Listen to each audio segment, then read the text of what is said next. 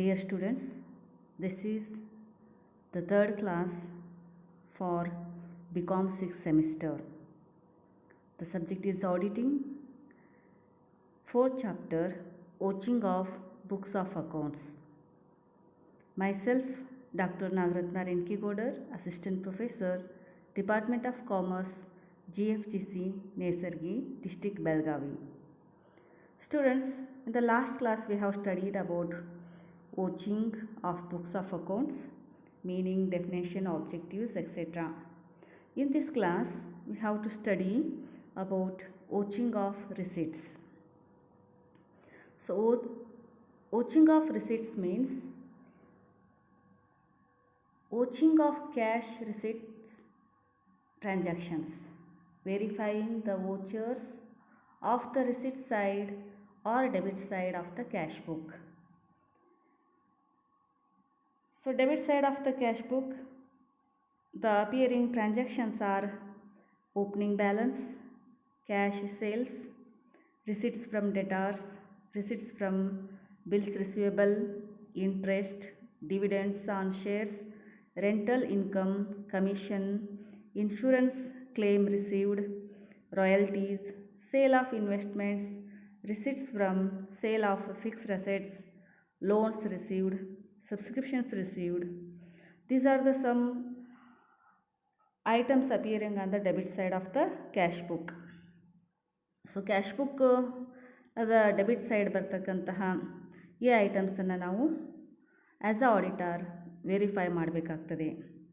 So ಇಲ್ಲಿ ಮುಖ್ಯವಾಗಿರ್ತಕ್ಕಂಥದ್ದು ಇನ್ನೊಂದು point, ನಾವು ಎಲ್ಲ ಟ್ರಾನ್ಸಾಕ್ಷನ್ಸನ್ನು ಬುಕ್ಸ್ಗಳನ್ನ ಈ ಟ್ರಾನ್ಸಾಕ್ಷನ್ಸನ್ನು ವೆರಿಫೈ ಮಾಡೋಕ್ಕಿಂತ ಪೂರ್ವದಲ್ಲಿ errors and frauds in regard to cash receipts ಅನ್ನೋದನ್ನು ನೋಡೋಣ. ಅಂದರೆ ಈ ಕ್ಯಾಶ್ ರಿಸಿಟ್ಸ್ಗೆ ಸಂಬಂಧಪಟ್ಟ ಹಾಗೆ ಯಾವ ರೀತಿಯಾಗಿರ್ತಕ್ಕಂತಹ ತಪ್ಪುಗಳನ್ನು ಎಸಗಲಿಕ್ಕಿಲ್ಲೇ ಸಾಧ್ಯ ಇದೆ ಅನ್ನೋದು, ಯಾವ್ಯಾವ ರೀತಿ ತಪ್ಪುಗಳನ್ನು ಅಥವಾ ಮೋಸಗಳನ್ನು ಮಾಡಲಿಕ್ಕೆ ಸಾಧ್ಯ ಇದೆ ಅಂತಂದ್ರೆ, examples, cash receipts of unusual and non recurring nature of transactions.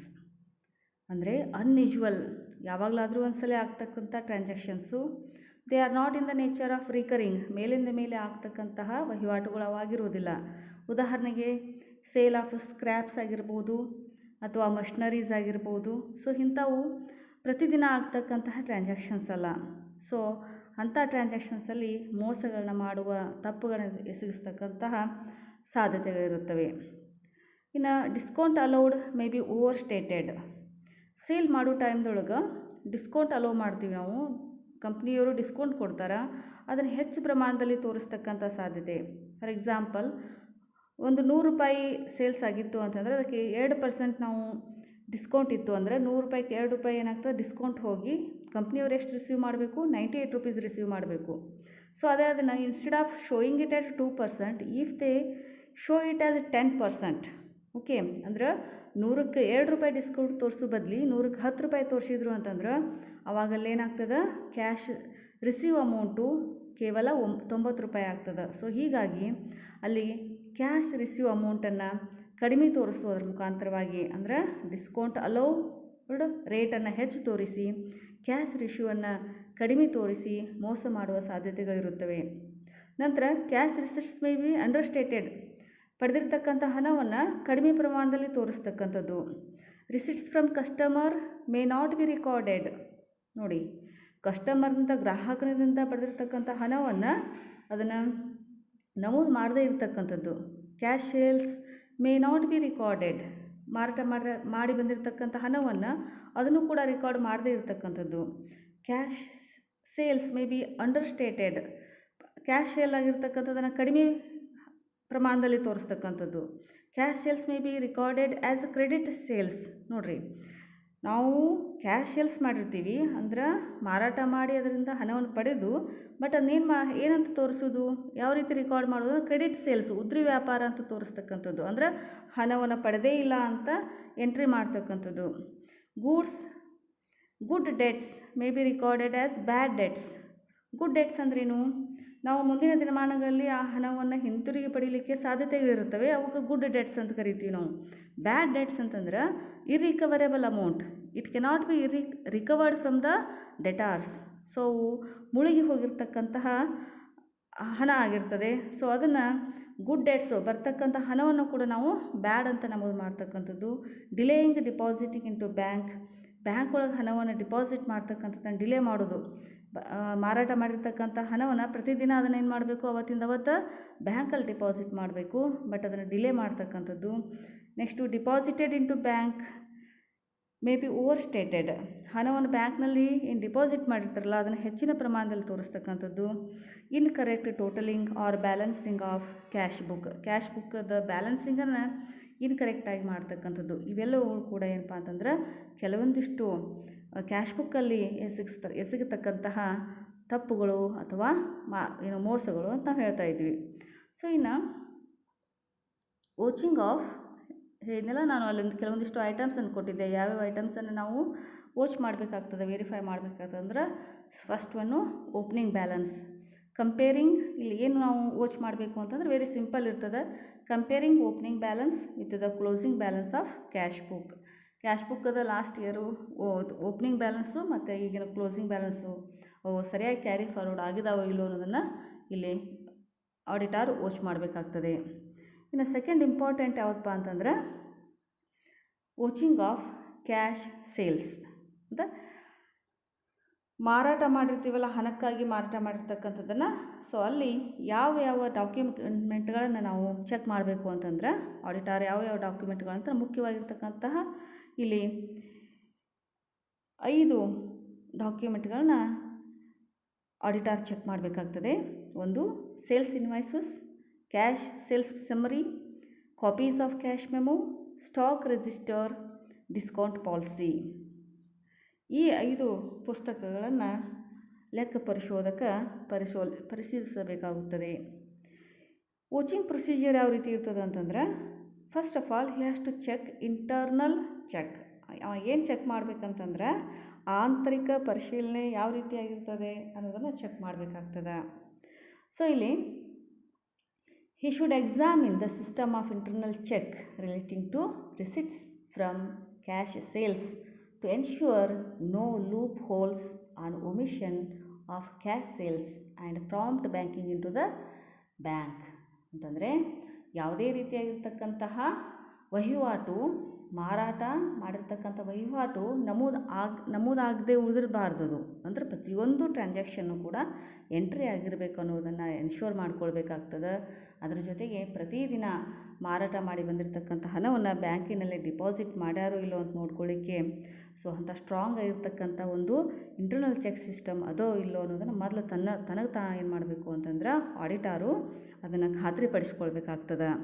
ಒಂದು ವೇಳೆ ಇಂಟರ್ನಲ್ ಚೆಕ್ ಸಿಸ್ಟಮ್ಮು ಅಂದರೆ ಆಂತರಿಕ ಪರಿಶೀಲನಾ ಒಂದು ವ್ಯವಸ್ಥೆ ಸರಿ ಇತ್ತು ಅಂತಂದ್ರೆ ಆವಾಗ ಆತನ ಒಂದು ಕೆಲಸ ಏನಾಗ್ತದೆ ಅಂದರೆ ಈಸಿಯಾಗಿ ಹೋಗ್ತದೆ. ಸೊ ಅದಕ್ಕೆ ಫಸ್ಟು ಅವೇನು ಮಾಡಬೇಕು, ಇಂಟರ್ನಲ್ ಚೆಕ್ ಸಿಸ್ಟಮನ್ನು ಚೆಕ್ ಮಾಡಬೇಕು. ಎರಡನೇದು checking of memos. He has to check the cash memos. ಏನಂತಂದ್ರೆ auditor should check the cash sales memos and compare it with the daily summaries of salesman and cashier. Verify cash sales with carbon copies of cash memos and ensure that cash memos are properly pre-numbered and each number is accounted for. Very important. Auditor ಈ cash ಮೆಮೋಸನ್ನು ಭಾಳ ಕೇರ್ಫುಲ್ಲಾಗಿ check ಮಾಡಬೇಕಾಗ್ತದೆ ಮತ್ತು ಅವು ಸರಿಯಾಗಿ number ಹಾಕಿದ್ದಾರೆ ಇಲ್ಲೋ, date ಇದೆ ಇಲ್ಲೋ ನೋಡಬೇಕಾಗ್ತದೆ. Third, entry in cash book. It means auditor should check the figures of the salesman and the cashier summaries entry in the cash book. Ensure that the dates of cash memos or cash sales bills tally with those of their entry in the cash book. Cash ಬುಕ್ಕಲ್ಲಿ entry ಮಾಡಿರ್ತಕ್ಕಂಥವ್ರಿಗೆ ಮತ್ತು cash ಮೆಮೋಸ್ dates ನಾವು Tally ಆಗ್ತಾವೋ ಇಲ್ಲೋ ಅನ್ನೋದನ್ನು ನೋಡಬೇಕು. ಸೇಲ್ಸ್ಮನ್ನ ಏನು figure ಅವನ amount ಮತ್ತು cashier ಏನು ಕ್ಯಾಶ್ ಬುಕ್ ಒಳಗೆ ಎಂಟ್ರಿ ಮಾಡಿರ್ತಾನಲ್ಲ ಆ ಸಮ್ಮರಿಗೆ ಅವೆರಡು ಟ್ಯಾಲಿ ಆಗ್ತಾವೋ ಇಲ್ಲೋದನ್ನು ಚೆಕ್ ಮಾಡಬೇಕಾಗ್ತದೆ. Fourth one, cancelled cash ಮೆಮೋಸ್. All the copies of cash ಮೆಮೋಸ್ including cancelled copies should be kept in the cash book. ಈ ಕ್ಯಾಶ್ ಬುಕ್ಕದಲ್ಲಿ ಏನು ಮಾಡಬೇಕಂತಂದ್ರೆ ಎಲ್ಲ ಕ್ಯಾಶ್ ಮೆಮೋಸು ಅದರ ಜೊತೆಗೆ ಯಾವುದಾದ್ರೂ ಕಾಪಿಯನ್ನು ಕ್ಯಾಶ್ ಮೆಮೋವನ್ನು ಕ್ಯಾನ್ಸಲ್ ಮಾಡಿದ್ರು ಅಂದರೆ ಅದನ್ನು ಕೂಡ ಆ ಕ್ಯಾಶ್ ಬುಕ್ಕಲ್ಲಿ ಇಡಬೇಕಾಗ್ತದೆ. ಅವುಗಳನ್ನು ಏನು ಮಾಡಬೇಕು ಅಂತಂದರೆ ಆಡಿಟರು ವೆರಿಫೈ ಮಾಡಬೇಕು. 5th one, checking of cash book.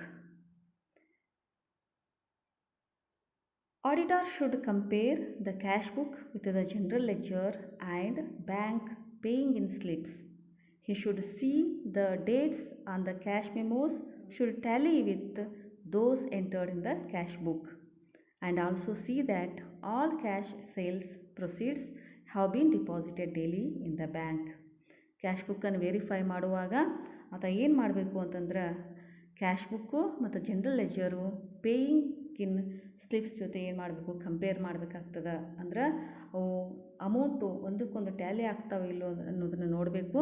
ಅಂದರೆ ಈ 3 ಕ್ಯಾಶ್ ಬುಕ್ಕು ಮತ್ತು ಜನರಲ್ ಲೆಜರು ಮತ್ತು ಪೇಯಿಂಗ್ ಇನ್ ಸ್ಲಿಪ್ ಅದಲ್ಲ ಬ್ಯಾಂಕಿಂದು, ಅವು 3 ಅಮೌಂಟು ಏನಾಗಿರಬೇಕು ಅಂತಂದರೆ ಒಂದಕ್ಕೊಂದು ಲಿಂಕ್ ಇರ್ತಾವೆ. ಸೇಮ್ ಅಮೌಂಟು ಈ 3 ಪುಸ್ತಕದಲ್ಲಿ ಅಪಿಯರ್ ಆಗ್ತಾವೆ ಇಲ್ಲೋ ಚೆಕ್ ಮಾಡಬೇಕಾಗ್ತದೆ.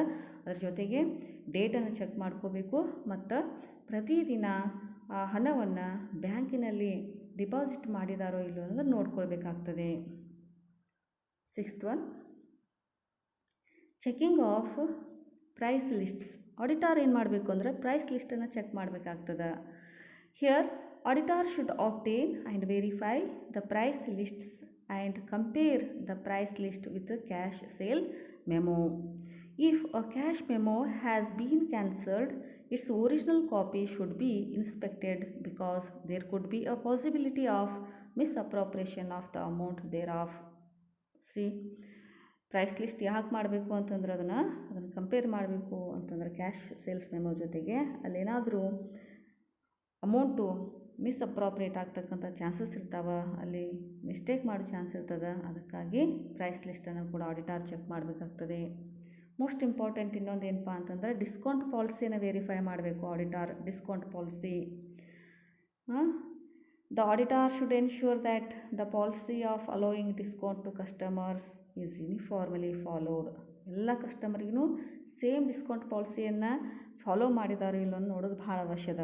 ಒಬ್ಬರಿಗೆ 2%, ಒಬ್ಬರಿಗೆ 5%, ಹೀಗೆ ಬೇರೆ ಬೇರೆ ಕೊಡ್ತಕ್ಕಂಥದ್ದಲ್ಲ, ಎಲ್ರಿಗೂ ಸೇಮ್ ಪಾಲಿಸಿಯನ್ನು ಅಲ್ಲಿ ಮೇಂಟೈನ್ ಮಾಡಬೇಕಾಗ್ತದೆ. ಆ ರೀತಿ ಕಂಪ್ನಿಯವರು ಫಾಲೋ ಮಾಡಿದಾರಿಲ್ಲೋ ನೋಡಬೇಕು. 8th one, checking of stock register. It means the summaries of daily sales should be checked with the entries in the stock register. Stock ರಿಜಿಸ್ಟರ್ಗೆ ಮತ್ತು ಸೇಲ್ಸ್ಗೆ ಅಲ್ಲೇನದ ಅಂತಂದರೆ ಬಹಳಷ್ಟು ಏನಪ್ಪ, ದೇರ್ ಇಸ್ ಅ ಲಿಂಕ್ ಅಲ್ಲ. ಸೇಲ್ಸ್ ಆದಂಗೆ ಸ್ಟಾಕಲ್ಲಿ ಕೂಡ ರಿಜಿಸ್ಟರ್ ಆಗ್ತಾ ಇರ್ತದೆ, ಅವೆರಡಕ್ಕೂ ಲಿಂಕ್ ಇರ್ತದೆ. ಸೊ ಅದನ್ನು ಕೂಡ ಅಲ್ಲಿ ಚೆಕ್ ಮಾಡಬೇಕಾಗ್ತದೆ auditor. So 9th one, checking of rough cash book. The auditor should check the rough cash book with the main or general cash book. Rough cash ಬುಕ್ಕನ್ನು ಕೂಡ ಅಲ್ಲಿ ಚೆಕ್ ಮಾಡಬೇಕಾಗ್ತದೆ. 10th one, ಆಟೋಮೆಟಿಕ್ ಟಿಲ್ಸ್ ಅಂತ ಇರ್ತಾವೆ ಕೆಲವು ಕಡೆ. Where automatic tills are in use, the entries in the cash sales book and the cash book should be verified from till records. This is about verifying cash sales. Different items are to be verified to ensure that no fraud or no mistake has been committed by the clerical staff. So ಈ ರೀತಿಯಾಗಿ auditor ಏನು ಮಾಡಬೇಕು ಅಂತಂದ್ರೆ cash ಸೇಲ್ಸನ್ನು verify ಮಾಡುವಾಗ ಈ ಎಲ್ಲ ಹಂತಗಳನ್ನ ಆತ ಫಾಲೋ ಮಾಡಬೇಕಂತೆ. ಸೊ ಇಷ್ಟು ಹೇಳೋದ್ರ ಮುಖಾಂತರ ನಾ ಈ ಕ್ಲಾಸನ್ನು ಎಂಡ್ ಮಾಡ್ತೀನಿ. Thank you.